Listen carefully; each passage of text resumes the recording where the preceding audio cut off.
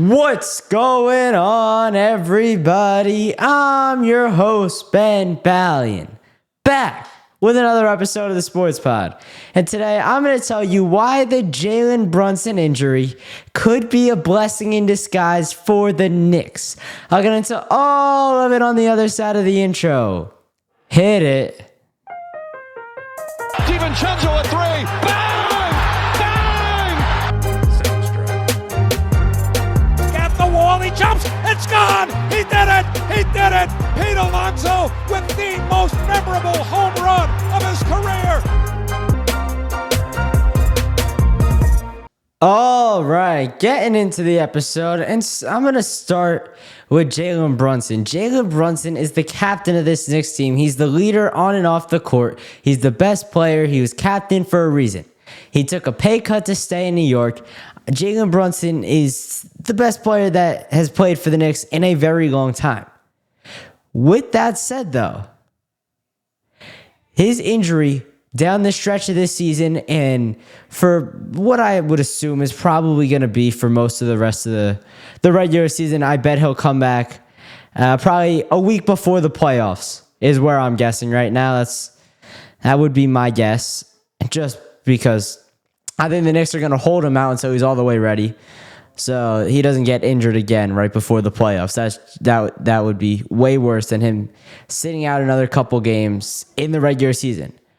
But why could this be good for the Knicks? They need to see what they have outside of Jalen Brunson. What if Jalen gets hurt in the playoffs? What if he goes down? We saw it. I get it was in Game 7 of last year's Eastern Conference semifinals, but he broke his hand. He was dealing with a foot injury that whole playoff series. He's going to play through most injuries, but there are injuries that are going to keep him out. That's a fact. There's injuries that are going to keep him out for multiple games. Right now, the Knicks are getting a preview of seeing if Mikal Bridges can take over games. We saw Mikal Bridges score 33 points and hit a game-winning buzzer beater in Portland. We're seeing if Karl-Anthony Towns can be the guy. If Karl-Anthony Towns can take over a game and be the dude that the Knicks lack without Jalen Brunson on the court. Karl-Anthony Towns went on a 15-0 run to propel the Knicks back into that game against Miami last week. Karl-Anthony Towns has proved that he's one of the premier scorers in the NBA over the past 7 years when he was in Minnesota. In theory, the Knicks do have guys that are good enough to get them to the playoffs and to win them playoff games. But are they going to be able to gel together? Are they going to be able to mesh to win those playoff games and series? I mean, we see Mikal Bridges. I haven't gotten to speak on him talking to Tibbs about the minutes thing. I hated it at first, but because he went out and proved it, that was the same night he hit the game-winning three in Portland. Because he went out and proved it and backed himself up by hitting that game-winning shot, I don't hate it. He talked the talk, and then he stood on business. He had a huge game, and he led the Knicks to a win. That's the Mikal Bridges we traded for. That's the guy we traded 5 first-round picks for.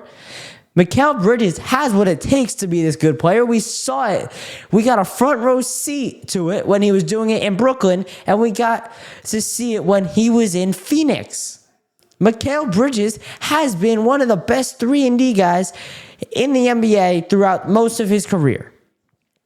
The problem is he hasn't been that at all this year. But without Jalen Brunson on the court, it's going to give him a chance to expand. It's going to give him a chance to take more of a leadership role, to score, to take more shots, and be a bigger piece in this puzzle. The other thing is, I love what we're seeing out of Deuce McBride right now. I think he was dealing with an injury earlier this season, but he's been back. He's been shooting very well since the Memphis game right after the break. I'm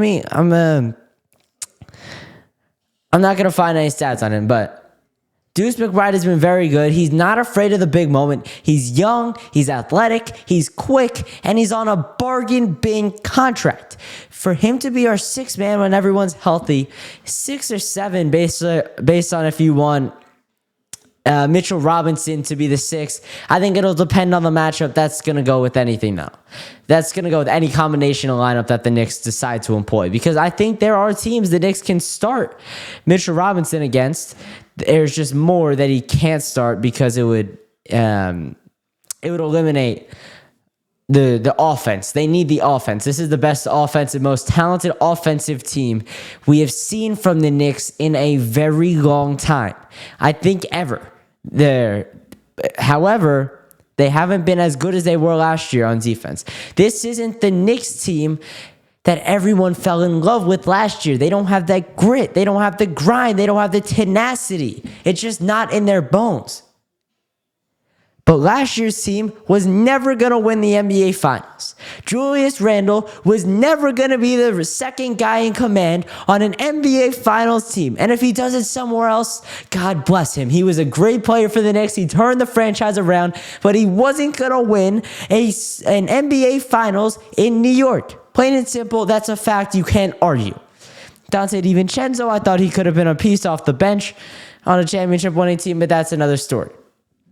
The other guy that could have been a championship contributor was Ihart. But the Knicks didn't have the money to pay him. That's that. You can't get mad at him. He took the highest contract. The Knicks gave him everything they could offered, and he didn't want it. He wanted to take his talents to Oklahoma City, and now he's on one of the best teams in the NBA. He's the best team in the Western Conference, and I think they have a real chance at winning the NBA Finals. In my opinion, they're the favorites right now. So last year's team, it got broken up. But you had to make the move to trade for Mikal Bridges. You had to make the move to trade for Karl Anthony Towns. These are things that you had to do. And I'm hearing people online that are saying that the Knicks don't have a guy that can go take over a game without Jalen Brunson. What is Karl Anthony Towns to you? I mean, the dude was a number 1 overall pick out of Kentucky. He's been one of the best scorers in the NBA, one of the best shooting big men of all time, if not the best and most talented big man we have ever seen in the NBA. He can't take over a game? He went on a 15-0 run against Miami by himself last week. Mikal Bridges in that game went on a 9-0 run by himself in that game. The Knicks have guys that can take over games without Jalen Brunson. Jalen Brunson's going to take over the majority of the games, but I'm sure that we'll get to see a Karl Anthony Towns masterclass, a Mikal Bridges masterclass at least once in the playoffs. Jalen had to score 40 points last year if the Knicks wanted to have a chance at winning basketball games. He had to go out there, score 40 points. He had to put the team on his back because Randle was hurt, because Josh Hart was hurt in that Pacers series, because OG was hurt, because everybody was hurt. This year, the Knicks have more depth. They don't have the guys necessarily coming off the bench, but their whole starting lineup can score the basketball. Josh Hart has had 30-point games. He just tied Clyde Frazier for the most triple-doubles in a single season with 8. That's the glue guy right there. You have Josh Hart, who he's probably not going to have an offensive masterclass in the playoffs, but he's going to be super productive in other ways every game, and every team needs that kind of guy. You have OG who will pop off. He'll have a game where he hits about 5-6 threes. He'll get a couple fast break dunks. That's just the type of player OG Anunoby is. That's the type of player that the Knicks signed $240 million for. But at points in the season, he has not been that. He's been inconsistent, and he's just not been the player the Knicks signed him for. In the playoffs, you're going to need him, especially with this lack of depth off the bench. I get you have Mitchell Robinson, you have Deuce McBride, you have Cam Payne, and you have Precious Achiuwa. Those are the 4 guys off the bench. If you want to throw Landry Shamet in there, you can, but I doubt he's going to play. And I doubt even Precious Achiuwa will get on the court during the playoffs. It's going to be Mitch, OG, Cat in the front court for the playoffs. That's going to be the playoff front court rotation. And then the guards, it'll be Jalen, it'll be Josh, it'll be Deuce, it'll be Campaign, maybe even Mikal Bridges will play the 2 a little bit if they want to run a big lineup out there. It depends on who they end up playing. I will be welcoming a Pistons-Knicks playoff series. I think that's Knicks in 5. The Pistons are scrappy, they play defense, and they're hungry though. They're a young team looking to prove themselves. The problem is they're young. Kate Cunningham has never played in the playoffs. Hazard Thompson, he's a sophomore, he's never been in the playoffs. The Pistons are too young to do it this year. They don't have a veteran presence on that team. So that's their downfall. That's why I think the Knicks would be able to beat them in 5 games, maybe 6. A Pacers playoff series, I would be okay with it. I wouldn't be as confident as the Pistons, but I would love to right that wrong of last year, avenge the loss in 7 games last year, and beat the Pacers. And then the other team that the Knicks are likely to match up with in round 1 are the Bucks. That's the one I'm dreading the most. I think the Knicks can beat the Bucks but that's looking at their team right now. Their team right now is going through some offseason struggles. I was reading today that Doc Rivers, Damian Lillard, and Giannis Antetokounmpo had a meeting to discuss their offense, how to discuss how they're going to get out of this slump, how they're going to get out of this rut. Come playoff time, I doubt they'll still be in that rut. Come playoff time, I think their offense will be clicking on all cylinders. But as of right now, the Bucks are in a slump on offense. It happens. It's a long NBA season. All these 3 matchups are great. I think the Knicks can beat all 3 of those teams in round 1. The problem is round 2.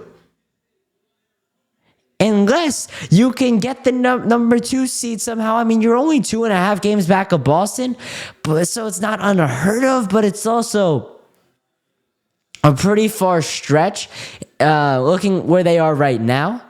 If you could get the 2 and then not have to face either Boston or Cleveland to the Eastern Conference Finals, yeah, that's good.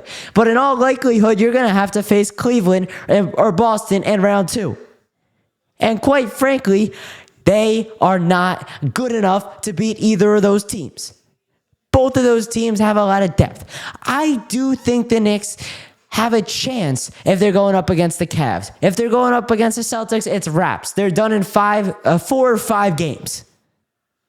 The Cavs, I think it could be a 6-7 game series, but the Knicks will end up losing. The Knicks are not good enough to hang with the elites of the NBA. There's a reason that they are 0-7 against the top 3 teams in the NBA. It's not an accident. It happens for a reason, and the reason is the Knicks are not good enough. They don't have the defense to hang with these teams. That's the killer. They can score on offense. They can score 110 points a game easy, but when you can't defend Jason Tatum, when you can't defend Donovan Mitchell, that's a problem. Because those guys will punish you for 40, 50 games a game, 40, 50 points a game. And when you get to the playoffs, they're going to be taking even more shots. They're going to be playing even more minutes. They're going to be playing defense harder. The Knicks simply do not have what it takes. Jalen Brunson is great. Jalen Brunson is one of the top 10 players in the NBA. He's probably not going to be eligible for All-NBA because of his ankle injury, but if he was, he would have been an All-NBA player. Karl Anthony Towns can score the basketball at an elite level, but he can't play defense. OG Anunoby and Mikal Bridges are both so good on defense. They're both some of the better wing defenders in the NBA. Their downfall, they're too inconsistent on offense. The point, every player on this Knicks starting 5, they're very good at one thing, but they're susceptible to slumps and susceptible to being exposed in the other aspect of the game. The Knicks' plan was to mask Jalen Brunson and Karl Anthony Towns' lack of defense with defensive guys like Mikal, like OG, like Josh. The problem is they haven't done a good job masking it when they're playing elite teams. If the Knicks are going to make a deep playoff run, they need Mikal Bridges and OG to play very good on defense, to lock down the best 2 guys on the other team, but to also score the basketball. And what I've noticed, when OG has a terrific defensive night, when he's putting the straps on an opposing team, he's not as good on offense. And when Mikal Bridges is better on offense, he's not as good on defense. And I get it's natural to have a little bit of a dip, but it's so noticeable and it's so detrimental to the team to a point where it's not okay. And in the playoffs, you need both of those guys to be playing at the top of their game on both sides of the ball. Well, yes, the Jalen Brunson injury sucks. It's going to give the Knicks a chance to figure out what they have to do, for the rest of these guys to mesh, for them to learn how to facilitate without Jalen, for them to see who's going to get the most shots without Jalen. Next in line is Cat, obviously, but who's going to get the other shots that Jalen takes, because Cat's not going to take another 25 shots a game.